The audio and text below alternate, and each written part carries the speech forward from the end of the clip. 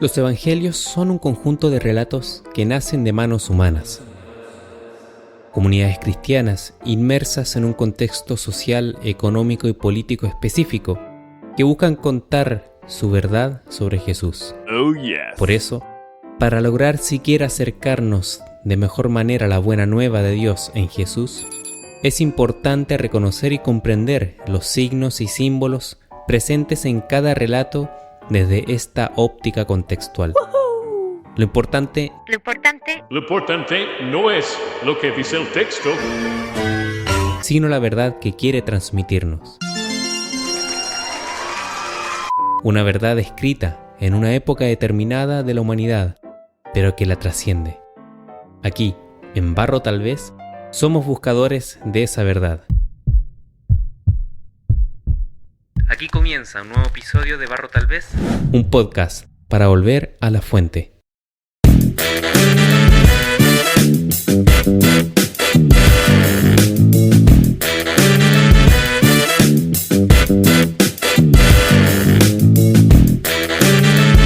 Bienvenidas y bienvenidos a este quinto episodio de Barro Tal Vez y también última semana de Cuaresma. Ha sido un bello recorrido en el que hemos hecho énfasis de poner a Dios en el centro y no a la propia culpa. Hemos puesto el amor y la misericordia en el centro y no el pecado. Ese es el camino que hemos venido haciendo. Y es que la Iglesia así también lo ha querido, que vayamos recorriendo este camino en el que verdaderamente podamos creer en que Dios nos quiere sanar, que nos hagamos conscientes que a lo largo de la historia Dios se ha mostrado misericordioso con todos nosotros, lo que llamamos o que solemos llamar como historia de salvación. Para quienes hayan acompañado esta segunda temporada desde el comienzo, se habrán dado cuenta que pusimos más énfasis en analizar el texto del Antiguo Testamento presente en la primera lectura, más que en el Evangelio mismo. Y es que, si recuerdan, ya en el primer episodio de esta segunda temporada les contaba la importancia, en este tiempo de Cuaresma, de comprender el texto del Evangelio a la luz de la primera lectura. ¿Qué quiero decir? Se nos propone un hecho histórico, primera lectura, que nos ayuda a entender de mejor manera el ejemplo de Jesús en el Evangelio. Y ambos tienen como trasfondo hacernos conscientes de la historia de salvación. Bueno, sin más preámbulo, les invito a que podamos situarnos en nuestro espacio, preparar el corazón y que escuchemos el Evangelio que ayer se nos compartió en todas las iglesias. Se trata del capítulo 12 del Evangelio según San Juan, versículos 20 al 33. El texto dice así.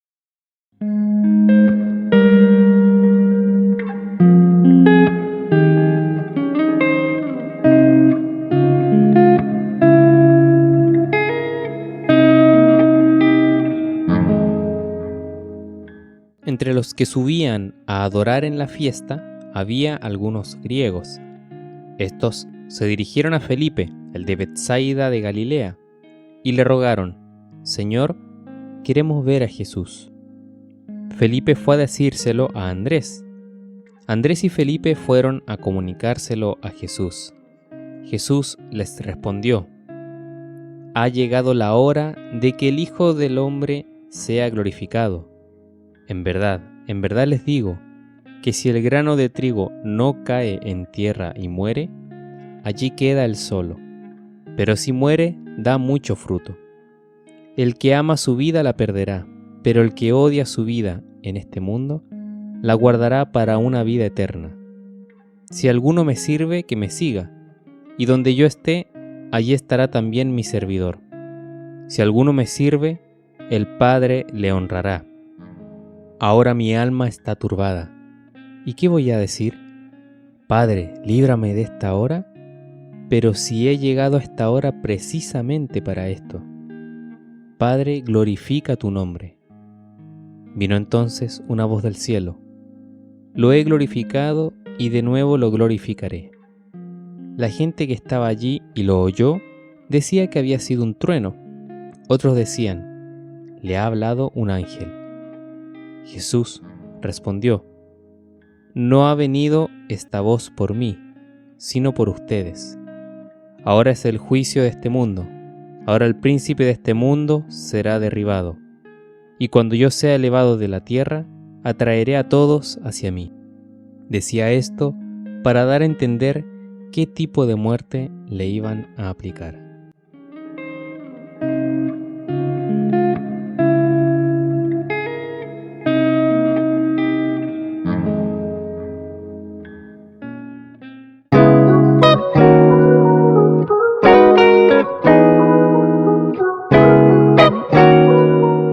La semana pasada estuvimos viendo el segundo libro de Crónicas, donde se relata que Dios ha sido guía del hombre en su historia y que esa guía ha sido con paciencia, con misericordia.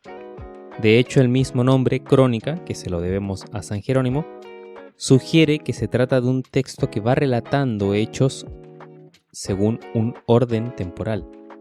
No sé si recuerdan, pero en aquel texto Dios se molestaba con su pueblo porque estos, desde los líderes religiosos hasta las personas más humildes, habían rechazado su alianza, su amor, su vínculo. Dios se enoja y envía a quemar la ciudad. Decíamos que lo importante no es la furia de Dios, sino dos cosas más profundas. Primero, el porqué de la destrucción del templo, que resulta ser un símbolo literario para sintetizar o dar imagen a la acción del pecado en nosotros, el cual destruye la imagen de Dios que lleva al ser humano en sí mismo.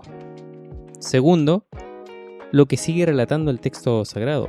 Dios, a pesar de todo y por infinita misericordia, busca nuevamente restablecer el vínculo con su pueblo.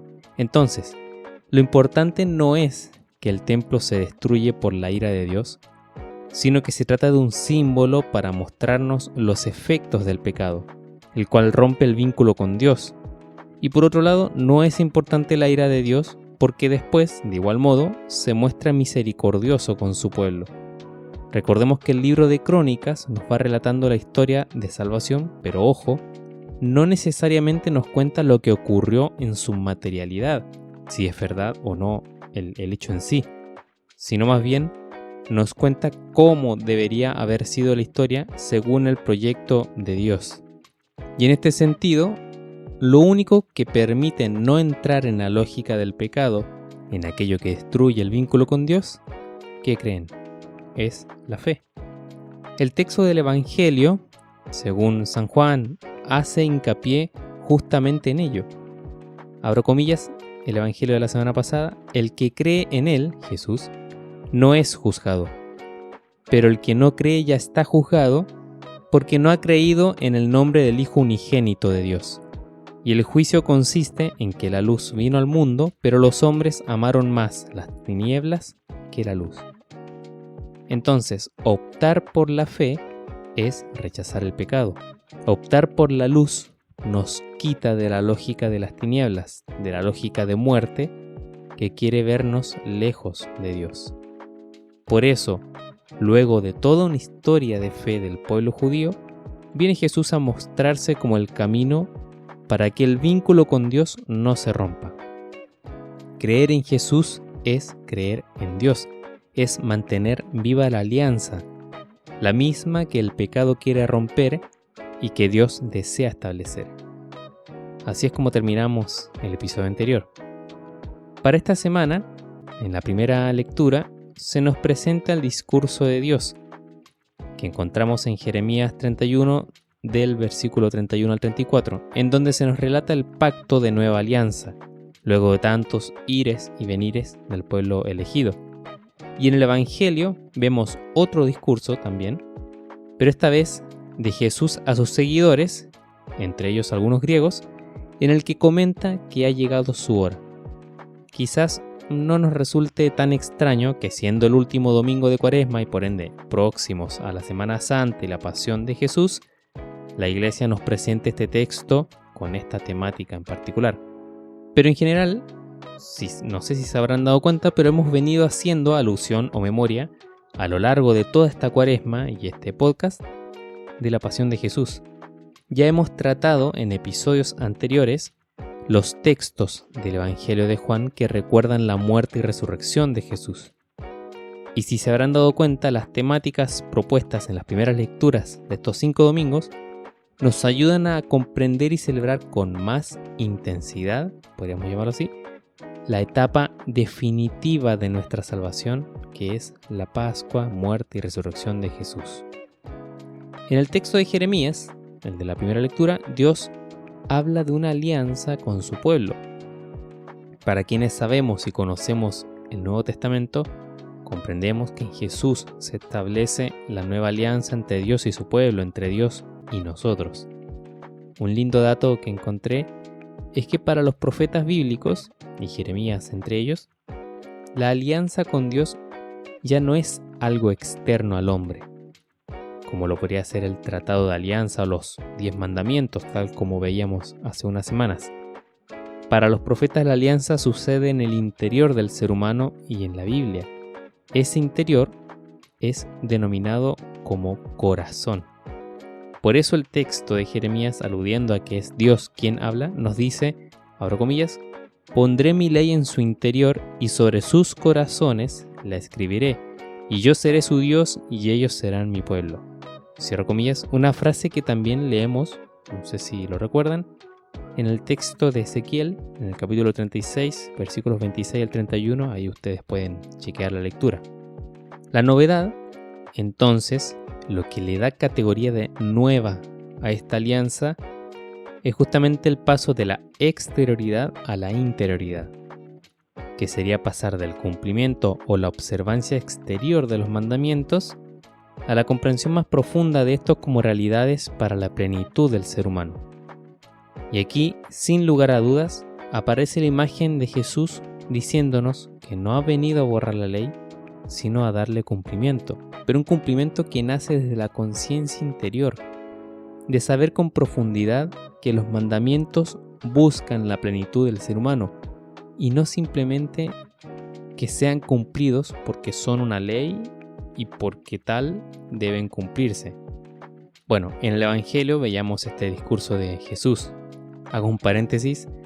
Este Evangelio me recordó a ese meme que es como, pará, solo te pregunté la hora, porque vieron que la densidad de la respuesta de Jesús. Se acercan los griegos a los apóstoles, estos van donde Jesús a decirle que hay unos griegos que quieren verlo, que lo buscaban, y Jesús se lanza con todo un discurso potente sobre la novedad, la alianza, la muerte, la pasión. Bueno, cierre paréntesis, sigamos. En ese discurso que da Jesús hay muchos elementos de análisis propios del Evangelio más espiritual, como es llamado este libro de Juan, el Evangelio de Juan, pero quiero que podamos hacer énfasis en lo siguiente. La muerte de Jesús es llamada en este Evangelio la hora, pero no en el sentido de, listo, chao, te llegó la hora, se acabó todo. No, porque ya vimos que no fue así al final, sino justamente por lo contrario. La hora, en el lenguaje de Juan, debemos comprenderla como aquella en que desde siempre Dios Padre ha conducido a Jesús Hijo, algo así como la vocación de Jesús. No se trata entonces de un momento lamentable y sin solución, sino el momento definitivo donde se cumple todo por lo cual Jesús se estaba preparando. El texto dice, abro comillas, ¿qué diré? Padre, líbrame de esta hora, pero si para esto he venido a esta hora. Cierro comillas. Esta obediencia a la voluntad de Dios podría también ser un llamado a nosotros, a poder seguir ese ejemplo de Jesús de escucha y obediencia al Padre. Bueno, ¿vieron que el contenido del discurso de Jesús está atravesado por una unión entre amor, muerte, servicio, entrega? Está todo ahí como dando vueltas, como si estos términos estuviesen relacionados. A Jesús le llega su hora cuando debe ponerse de frente con la instancia que le exige mayor servicio, mayor aceptación de la voluntad, mayor entrega. La muerte y el servicio para Jesús se entienden desde la entrega, y además una entrega desproporcionada porque implica la muerte. Es llamativa entonces la relación morir como el grano para dar más fruto, morir para generar vida. Podríamos decir, siguiendo el ejemplo de Jesús, que una persona o que nosotros nos llega la hora cuando somos llamados a servir. La historia de salvación, el plan de Dios, se completa con la persona de Jesús, alguien que supo radicalmente decir sí a Dios y a su proyecto, y nosotros estamos llamados a seguir ese ejemplo de Jesús. La historia de salvación, aquella prometida al pueblo elegido, se cumple con Jesús en esta nueva alianza que es su pasión, muerte y resurrección. Jesús, con su ejemplo, nos ha mostrado la plenitud. Quizás, preparando este tiempo que se viene de recordar la muerte y resurrección del Señor, podríamos preguntarnos, en algún momento, en el contexto que fuere, ¿hemos sentido que nos ha llegado la hora? ¿Cómo hemos reaccionado ante ese momento clave de entrega y servicio? Gracias por acompañar este podcast, espero sea de ayuda para tu vida espiritual y bueno, si consideras que puede ayudar a alguien más, te invito a poder compartir este espacio, este contenido. Espero que tengan todos una bella última semana de Cuaresma y nos encontramos el próximo lunes en un nuevo episodio de Barro Tal Vez, un podcast para volver a la fuente. Chao.